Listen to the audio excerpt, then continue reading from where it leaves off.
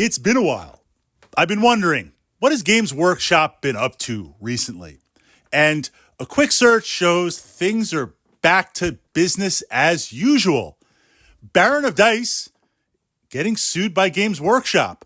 Other possible content creators in the form of gaming supplements that can be used for Warhammer 40,000 also seem to be getting sued.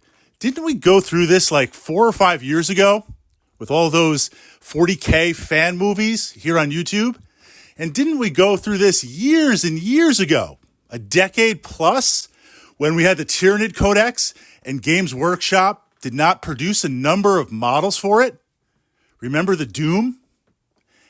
Content creators, casters, hobbyists created models, and Games Workshop sued them. They even tried to sue someone using Space Marine. Business as usual. Absolutely crazy, crazy, crazy. I don't really know how you can sue a company that makes dice. Even if it has some glyphs, even if it has some logos on there, if they're independent of the actual game or games in general, how the heck does that even work? But if you're Games Workshop and you have a big enough war chest, it really doesn't matter. Threaten a lawsuit, things will capitulate, and there we go.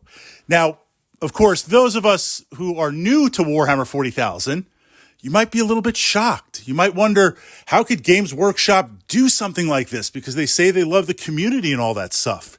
And if Games Workshop does sue everything remotely out there that could be used to support Warhammer 40K, and we're not talking about models, we're not talking about casting, we're talking about like supplement, movement trackers, dice, transport options, stuff that could be used for any type of war game. If Games Workshop goes suing all of these elements, won't that hurt the hobby? Won't that hurt sales? Won't that drive them out of business? Kind of reminds me of that other company that is in charge of that very famous and big role-playing game. Well, new 40K players, give it some time. This is what Games Workshop does. I can go back even to the dawn of the internet and remember being a Space Hulk enthusiast when there were some amazing Space Hulk files, fan content, independent missions up there on BGG. They got the ban stick. They got the law stick. They had to take it down. Games Workshop threatening to sue even then. This is what GW does. And many of us are looking and saying, X-Wing miniatures. X-Wing miniatures. You were so close. You were so close. How could you mess up an IP like Star Wars? It is beyond a license to print money. And just a sidebar for a moment, 10, 15 years ago, whenever X-Wing Miniatures 1.0 came out, it went from literally being released to becoming such a powerful juggernaut for Fantasy Flight Games. And I know they just had the IP for that. Obviously, it's Star Wars. But what we saw over a period of just 3 years, when you look at the publishing of sci-fi miniature-based war games, what's popular, what's number one, Warhammer 40,000 was always at the top. And then you had some other games along the way. But you saw literally moving up the charts like every 6 months, every 8 months, every year, X-Wing miniatures, X-Wing miniatures, X-Wing miniatures. And at one point, right before it just completely imploded and fell apart to 2.0, it was like the number one miniature game system. It beat Warhammer 40,000.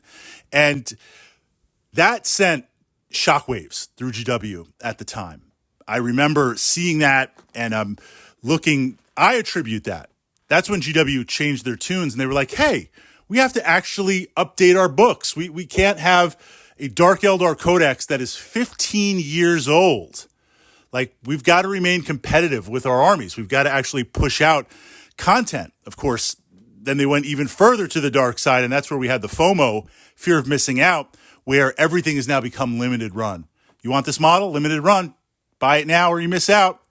And this constant switching of stats. But we're getting sidebar for a moment. X-Wing Miniatures was so close if it had just held on a little bit longer. But it doesn't surprise me. Checking back in, GW, just doing GW next. What is next? Are they going to sue Battletech? Because there's a famous mech called a Warhammer? Anything anything is possible.